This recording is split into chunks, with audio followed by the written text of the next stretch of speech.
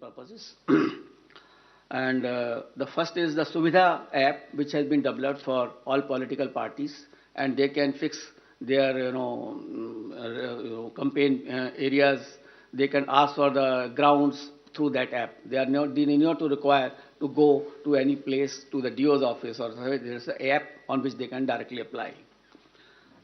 And the PWD app is also there for the person with disabilities, and definitely they can ask for the wheelchair, the free transport facility, and other whichever facility they require, so that they can facilitate their movement to the polling stations.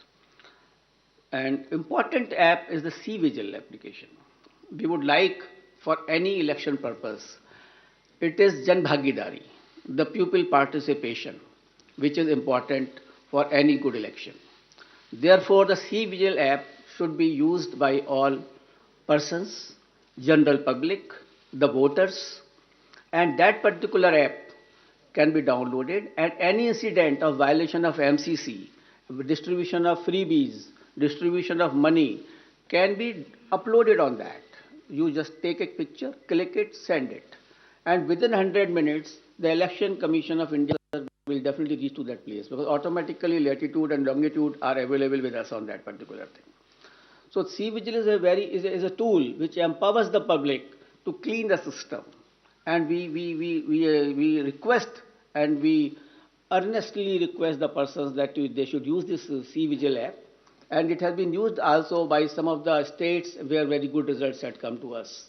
And by this methodology, even the candidates, the political parties, and ECI will have a complete control that where is the freebies distribution or the defacement of the property of anything like that, or a violation of MCC, that will come immediately to our notice, and action will be taken accordingly.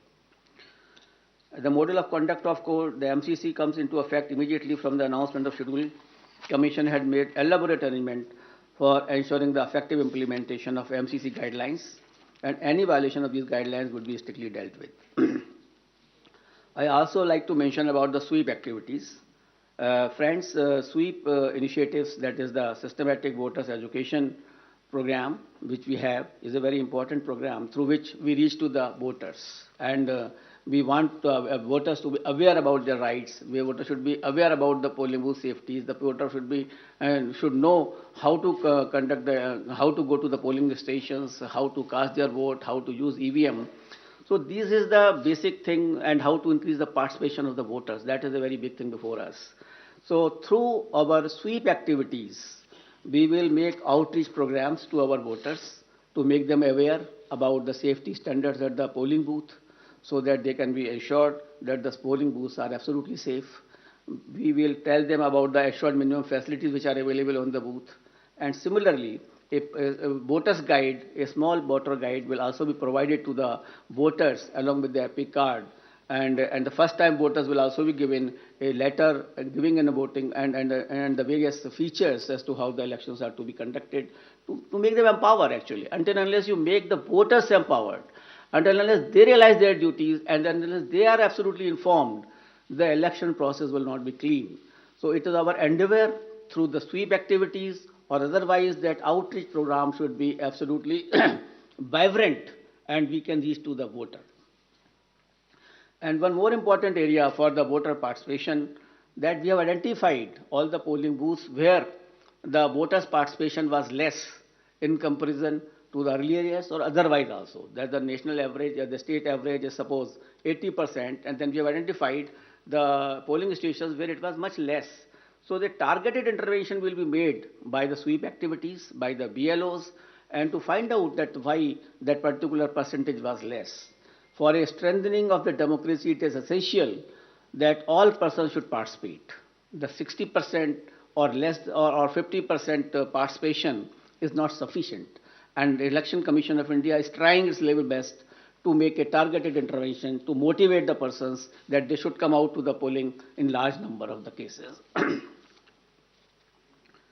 Now I come to COVID protocols and COVID safe elections, I think, for which many persons are waiting, and a lot of queries are coming even before announcement of the polls. I will start that there were a lot of queries on this issue. that what will happen, what is going to happen. But I would like to start with a very couplet. यकीन हो तो कोई रास्ता निकलता है, हवा की ओट भी लेकर चिराग जलता है.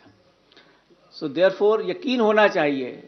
We should have a yaqeen, we should have a faith, we should have a absolutely belief that we can pass through this particular pandemic also through our safety measures, through our proper following of the COVID appropriate behavior.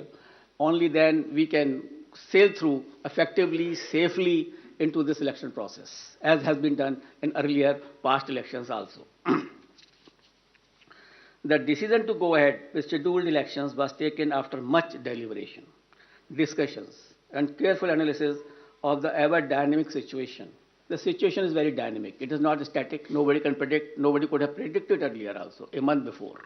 So the situation is very, very dynamic. Let me go back to the Constitution of India on this issue.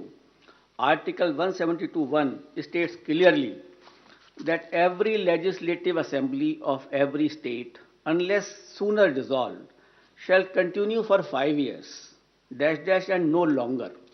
So the period of any constituency is only up to 5 years and no longer. Any postponement of the assembly may result in a situation which denies people of that state the right to elect and account.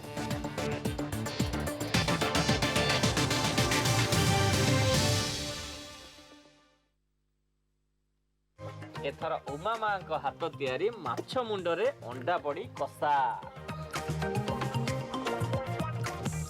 केबे आपण मूला पत्र रे starter करछंती मूला पत्र